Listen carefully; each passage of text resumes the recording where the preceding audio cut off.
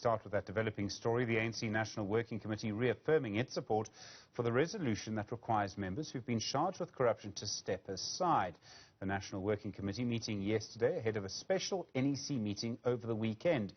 The committee saying it discussed the resolution that would require officials, including the Secretary-General, Ace Makashile, to temporarily stand down from their positions until he is cleared of corruption charges against him. The National Working Committee saying they firmly believe that the resolution must be adopted at the NEC meeting this weekend. This would appear to mean that those who have not stepped aside but face corruption charges will now receive letters of suspension. There's been a series of important developments around Eskom and corruption, not just that Matsela Koko testifying again at the Zondo Commission, also a decision in the High Court sitting in Tshwane today awarding the Special Investigating Unit a restraint order involving around 1.4 billion rand against former Eskom executives and former contractors at tubular construction projects. Then there's that series of revelations from News 24 breaking yesterday about the sheer extent of corruption at Eskom in the past. Professor Mark Swilling has been a major part of the study of state capture. He's the author of the book Anatomy of State Capture and the Professor of Sustainable Development at the School of Public Leadership at the University of Stellenbosch. Professor Swilling, good afternoon to you and thanks for your time. It seems if you look at the size and financial scale of Eskom, the scale of the reporting and alleged corruption, it's frankly only now we're beginning to understand what's happened there. Yes, I mean, we've known for a very long time that what we faced in South Africa was not just corruption, but a much more systemic process of repurposing state institutions, what we've called state capture. But we've had some, we knew about the 40 billion that has probably gone out into the Gupta accounts, but we haven't really known the extent of looting in an SOE like Eskom until now. When we think of state capture, I mean, we often think of the Gupta family, and it's clear that they were hugely involved, or certainly I believe them to be. But it seems there were other networks of corruption in amongst that. I mean, it was about a lot more than just the Guptas. Oh, absolutely. I mean, the focus on the Guptas has made it possible to kind of blame them. And say, okay, well, now they're out of the way. All that we have is a couple of sore thumbs, which we need to just, cut off, and everything will be hunky-dory. But, Cyril Ramaphosa, talking as president of the ANC at the Zondo Commission, formally acknowledged for the first time that there is acceptance that there was something called state capture.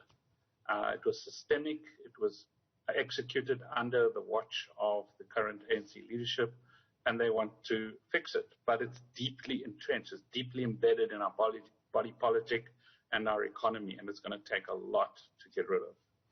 Were some people just taking advantage of a situation, perhaps in Eskom and other SOEs? They saw an opportunity to be corrupt. They could see, perhaps from the example above them at the SOE or even in other places in government, but no one would stop them taking money, so they just took it. Was it sort of that simple? Yes and no. I mean, there were organized networks like the Guptas, like Basaza, and various other networks that have been revealed by the Zondo Commission. But in the book, The Anatomy of State Capture, that we're going to still bring out, we talk about rackets and the way in which racketeers assembled believable lies in order to enroll people, either coercively or non-coercively, into the structuring of very sophisticated networks for organizing the looting process. And these rackets is what we need to get close to and understand, because unless we get to the root of these behavioral conditions that makes the legitimation of looting possible, we're not really going to get rid of this disease. When you talk about a believable lie, so just off the top of my head, an example, perhaps I'm asking you, would an example be in the Free State we need to have an audit of asbestos in people's roofs, but nothing's actually done about it? Or in the Eastern Cape, in Buffalo City, we need to pay to transport people to a funeral of Nelson Mandela when people actually aren't allowed to the funeral in the first place. Are those sort of examples of what you mean by a believable lie? Yeah, or a believable lie is we must make Glencore sell the Tegeta mine for black empowerment purposes. So, you can't argue with black empowerment, and this is what facilitates it. But underneath, there's a looting agenda, and there are many other examples. It might also be at a very simplistic level in an organization where an honest person is intimidated just to keep quiet. So they're not actively participating in enabling the looting to happen, but because their families are threatened or their jobs are threatened, they are manipulated to collude. That's another. They don't believe the lie, but they don't act against it. We've had investigations, we've got probes, we've got court orders, we've got testimony, we've got the Zondo Commission. It's live every day on TV. Do you think that we're beginning to see real accountability? And I suppose real accountability does involve people going to jail. Well, I mean, we're not unique in the world to face a kind of scourge of corruption and state capture, but we are pretty unique in our ability to have kind of wall-to-wall carpeting of investigations and commissions and all sorts of inquiries. I can't remember. We've counted them up. I can't remember the exact number, but it's an extraordinary number, and that we are buried below a mudslide of information. But so few people actually getting arrested and going to jail. So there's a view that it's kind of building up momentum sufficiently so that we're now going to start seeing heads roll, and maybe the evidence at the Zondo Commission by Ramaphosa was a turning point, coupled to the current, as you were mentioning, the step aside, the implementation of the step aside clause in particular, to move aside. If all of that starts to happen, it might signal a shift in the balance of power, which in turn could result in the heads rolling that the whole nation wants to see.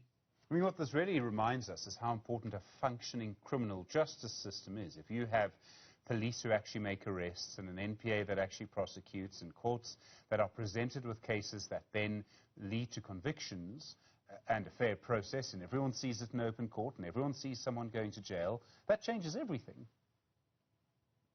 It does change everything, but as one of the chapters in our upcoming book discusses, that criminal justice system is pretty fundamentally dismantled.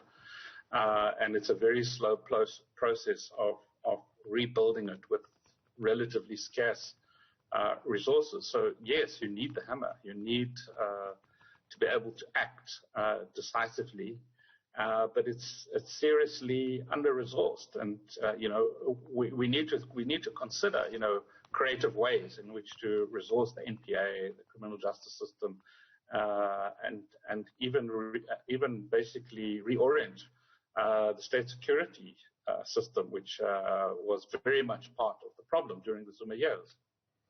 All of this it takes a long period of time. In a way, it's sort of rebuilding the state. And we think of state capture as this sort of grand thing happening in Tshwane, Pretoria, where in fact it's probably happening in different places. It's happening in local councils in some ways. Believable lies will be sort of used everywhere. Yes. I mean, we're talking about something that could take a generation or two to change.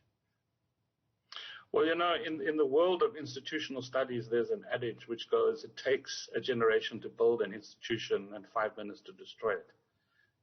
And that is a sad truth.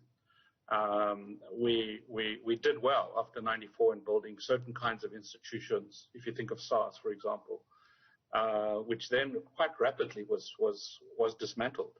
So yes, we are talking about rebuilding a capable state, but we often make a mistake by thinking that's just setting up a new organogram and staffing it with the good guys. It doesn't work that way. Building capable states is a very slow, incrementalist process where you assemble pockets of excellence and replicate them almost in a bottom-up kind of way.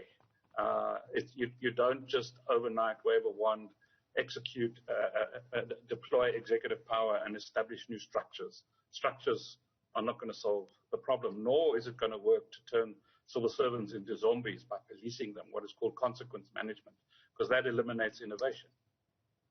It's a complicated series of things. Mark Swilling, thank you very much indeed, a professor at the School of Public Leadership at the University of Stellenbosch.